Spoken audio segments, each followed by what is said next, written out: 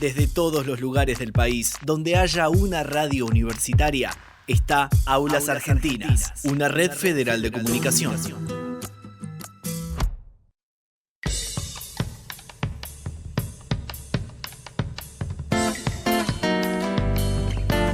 Seguimos en Aulas Argentinas y antes de ir a la próxima nota vamos a recordarles que nos pueden buscar como Aulas Argentinas, porque nosotros la vida la queremos hacer fácil, entonces no nos ponemos 20 nombres, aulasargentinas.org.edu. Nunca busqué si hay algún otro Aulas Argentinas.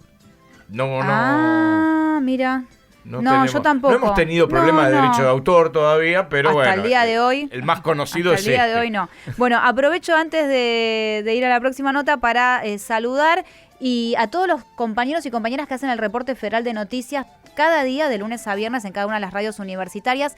Y invitarlas también a que busquen en el Instagram de Aruna, ahí sí, Aruna_sin, porque bueno, ahí depende del Consejo Interuniversitario, para que vayan y vean un video donde van a poder conocer a muchos de los compañeros y compañeras que todos los días le ponen voz y relato al reporte federal. Así que vayan ahí a ver el video y darle me gusta también. Bueno, y acompañar la propuesta. Me contaron que Aulas estaba tratando de llegar a más radios y más lugares. Eso está. Sí, vamos a sumarnos. Estamos trabajando en producción muy fuerte con eso, ¿eh? Atención. Muy bien. Así que vamos a seguir y bueno, como les decía antes, vayan ahí a ver y también que están todas las novedades vinculadas a lo que tiene que ver con la realidad universitaria y lo que pasa en cada una de las universidades públicas. En el próximo bloque vamos a estar hablando justamente sobre lo que se viene en el marco del Consejo Interuniversitario. Pronto se viene un comité ejecutivo. Yo entiendo que ese comité ejecutivo va a dar la fecha del próximo paro o marcha, porque hubo un paro que creo que lo realizó la CONADU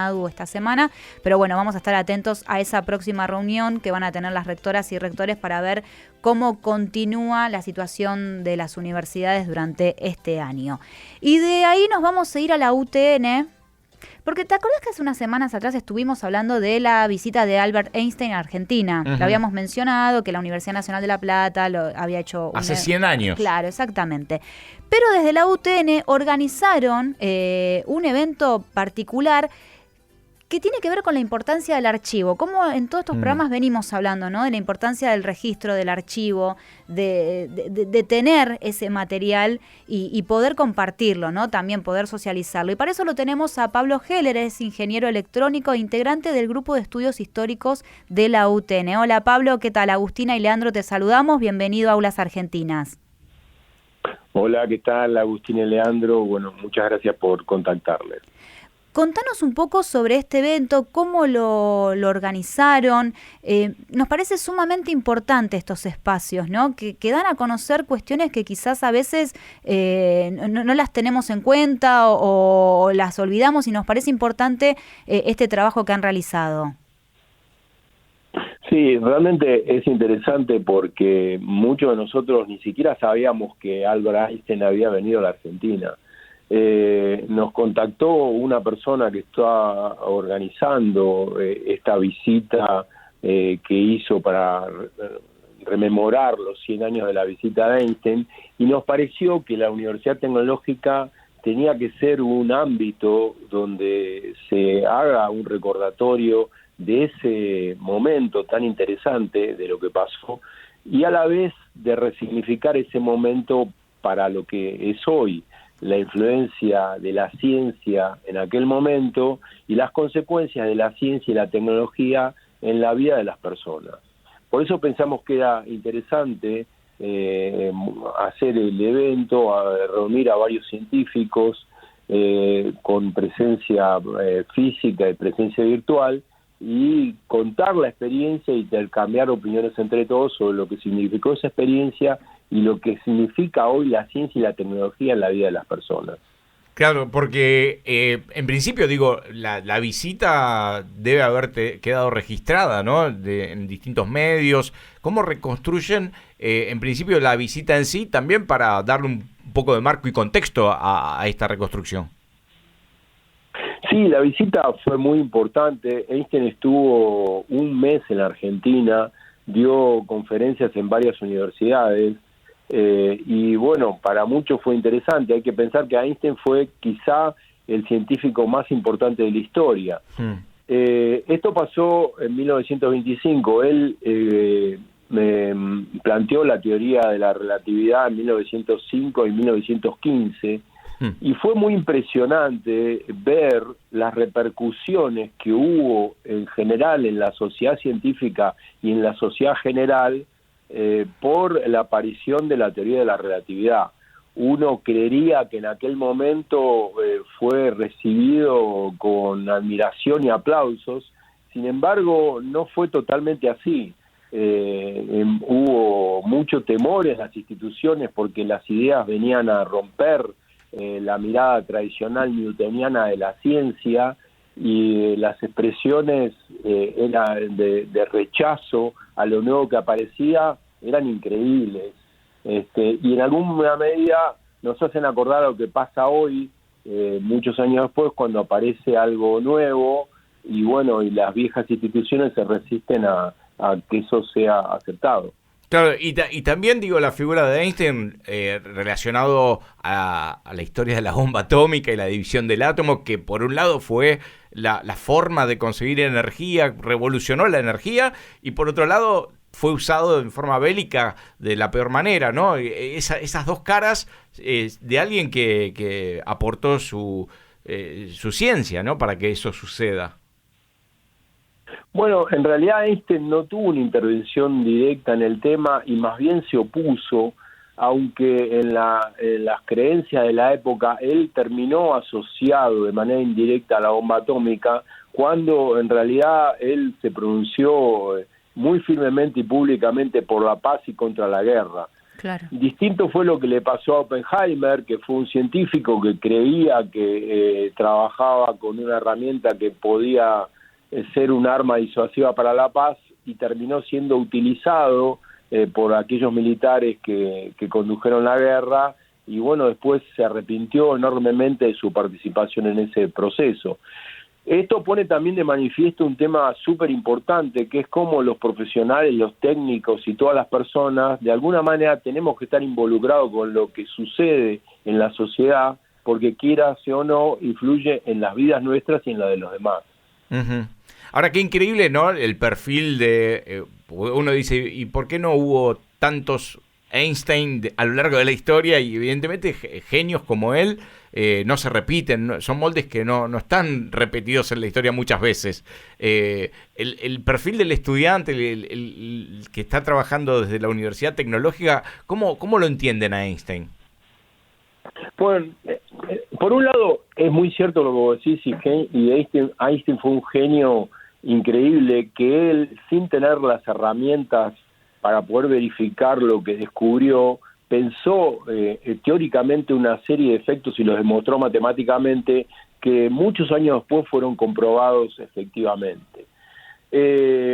Hay que decir que él era un genio increíble, pero también hay que decir que él, como muchos científicos, trabajó con muchos otros científicos, escuchó, preguntó, se ayudó con muchas otras personas, y no es solo el héroe hollywoodiano que solo pensó y resolvió algo, sino que él también trabajó con toda la comunidad científica y le agregó una cuota de genialidad única que tenía que ver con su propia participación. Pero nosotros también quisimos conectar en qué influye la ciencia abstracta en la vida de las personas hoy. Y en ese tema, una cosa muy interesante que apareció en las presentaciones fue cómo vincular la teoría de la relatividad con la vida cotidiana de nosotros. Fundamental lo que decís, porque si no la ciencia siempre parece algo lejano y está en cada minuto de nuestras vidas. Claro, justamente ese es el punto, y después aparece gente ignorante que dice ¿para qué se investiga tal cosa? Claro. Y no sirve para nada. Ahora, fíjate qué interesante, porque la teoría de la relatividad, aunque nosotros no lo sepamos, la estamos usando todos los días cuando usamos el GPS en el celular. Esto fue muy interesante y lo expresó uno de los científicos que participó en la charla, que contó que cuando se hizo el GPS, resulta que todos los primeros cálculos mostraban un montón de errores y los técnicos no podían resolver ese problema hasta que se dieron cuenta que tenía que usar la teoría de la relatividad para corregir el problema. ¿Por qué? Porque en términos muy simplificados, la teoría de la relatividad dice que el tiempo no transcurre igual para todas las personas. Si uno está en movimiento y si uno está quieto, el tiempo transcurre distinto. Esto que parece increíble pasa con todos los satélites que están alrededor de la Tierra, dando vueltas para darnos la información técnica específica que necesita el GPS. Con lo cual, cuando los técnicos que inventaron el GPS se dieron cuenta que tenían que usar la teoría de la relatividad, corrigieron el error que estaban dando y que había descubierto Einstein 100 años antes, y por eso hoy podemos usar el GPS. Igual te rompe la cabeza pensar que el espacio y el tiempo no es una cuestión lineal, ¿no? Digo, uno trata de intelectualizarlo y decir, pero es imposible. Digo, si dos mecanismos que miden tiempo están en distintos lugares, ¿por qué medirían distinto, no? Y sin embargo, es algo que el propio Einstein lo puso a prueba, ¿no? Bueno, Einstein descubrió eso, pero no lo pudo comprobar. Claro. Y 60 años después, se hizo una tecnología con relojes atómicos que tenían una sensibilidad de una millonésima parte de segundo, y se hizo una experiencia increíble. Se agarró dos relojes atómicos, uno se lo dejó en la Tierra y otro se lo puso en un avión a dar vueltas por la Tierra.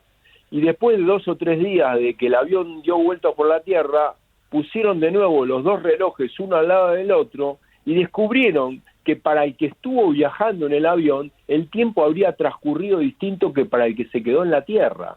Un descubrimiento asombroso e increíble. Claro, que esto sometido a, no sé, a la velocidad de la luz y a otras distancias debe generar hasta, no sé, saltos en el tiempo. La verdad que es apasionante, lo hemos visto en 1000 películas, pero siempre lo entendemos como algo dado sin mucha explicación, ¿no? O por lo menos cuesta entenderlo desde la física que entendemos en la Tierra, ¿no? Claro, es que hay muchas cosas que se descubren en la ciencia y después se usan en la práctica mucho tiempo después en otras cosas. Por ejemplo, cuando vos ingresás a tu celular, ponés una clave y los sistemas criptográficos que hoy sirven para almacenar claves fueron descubiertos por matemáticos que hace muchos años investigaron el tema. Y entonces, ¿qué pasó? Después alguien lo usó para algo mucho más concreto. Y hay muchísimos ejemplos que ponen en evidencia cómo la ciencia abstracta genera después aplicaciones en la tecnología que mejoran la calidad de vida de las personas. Por eso tenemos que tener mucho cuidado cuando se critica con mucha ignorancia las investigaciones científicas, porque mucho tiempo después esas investigaciones sirven para mejorar nuestra calidad de vida. Pablo, me parece clarísimo e importante también este mensaje en este momento particular, ¿no? Que a veces hay ciertos grupos que cuestionan para qué se invierte en ciencia. Antes de despedirte, quería también que nos cuentes un poco, porque ustedes han realizado todo un material de archivo muy importante y hoy tenemos otros mecanismos para poder archivar y poder guardar digitalmente, pero ¿cómo fue todo ese proceso de recuperar ese material? Que eso también no se hace de un día para el otro, eso lleva un proceso de investigación. Sí, nosotros somos un grupo de graduados que fuimos militantes en los 70 y en los 80 en la Universidad Tecnológica. Y lo que veíamos es que muchísimas cosas que nosotros habíamos vivido no estaban documentadas, no eran parte de la historia que figura en los documentos oficiales. Inclusive hay decanos que fueron decanos de la universidad y no están en la historia de la universidad. Entonces se nos ocurrió juntar todos los archivos personales que todos nosotros teníamos y armar una base de datos de toda la información de los 70 y de los 80 que todos teníamos. Trabajamos 2 o 3 años y armamos una base de datos con 1.200 registros que tienen imágenes gráficas y de texto de montones de experiencias que tienen que ver con luchas estudiantiles, con experiencias académicas, con noticias tecnológicas que pasaron en ese periodo, y pusimos esa base de datos a disposición de la universidad para que eso forme parte también de la historia que la gente pueda consultar.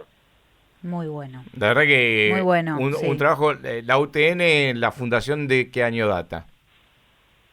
Bueno, la UTN fue fundada en el peronismo primero como Universidad Obrera Nacional en 1949.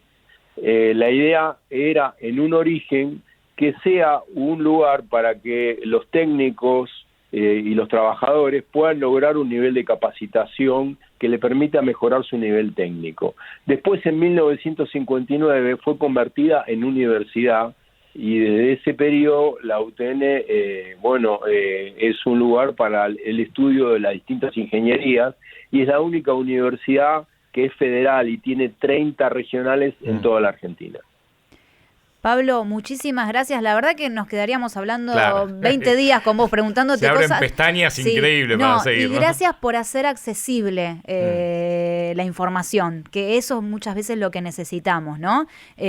Poder explicarlo de una manera simple para que todas y todos puedan comprenderlo y que todos puedan llegar.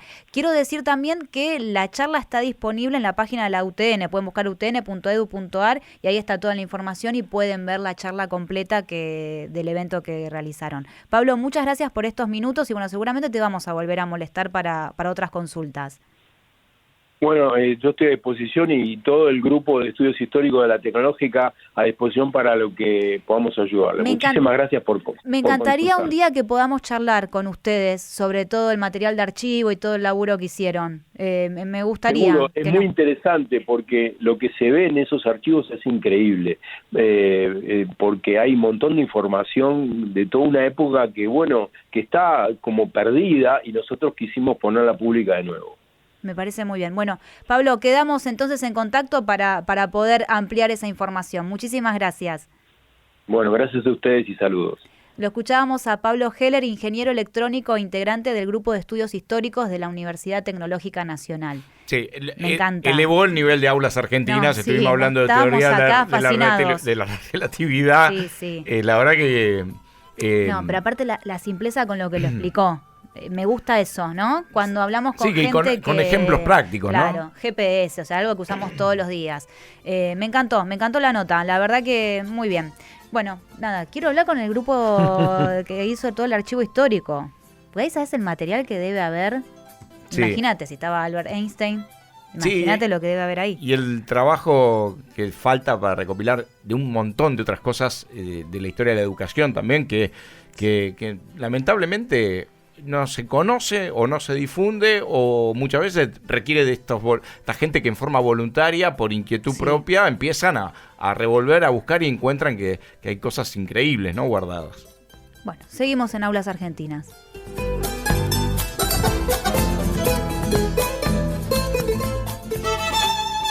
Seguinos en Instagram como @aulasargentinas y conectate con la información de las radios universitarias.